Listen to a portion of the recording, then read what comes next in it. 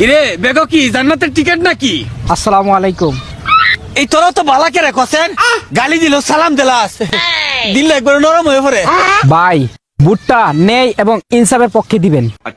এই তোরা তো মানুষ বালা, মনটা তো সাহা তোরারে বুটটা দেই, কিন্তু কি করা, তোরা বুট দিলে তো দুর্নীতি বন্ধ করে দিবে। 20,000 টাকা সরাই সার্হি করি, টেবিলের নিচে তো 40,000 টাকা পাই মাসে, চা ফান করছো, এটি তো বন্ধ হয়ে পড়বো। তোরা দেশের উন্নয়ন করবে, দেশের উন্নয়ন আমরা কি করাম, নিজের উন্নয়ন দিয়ে বন্ধ হয়ে পড়বো। ভাই দেশের যদি দুর্নীতি বন্ধ হয়ে যায়, দেশের টাকা যদি বিদেশে পাচার না হয়, তখন আপনার 20,000 টাকার বেতন 40,000 টাকা হয়ে যাবে। এই এমনি তো কোনো সময় ভাইবা দেখি না রে। যা সূর্য যখন উঠছে, কৃষক শ্রমিক মাঝি মাল্লা, আমরা তো দেশে সরকারি কামলা নাকি, দিলাম বুট ইনশাল্লাহ। আলহামদুলিল্লাহ। যা।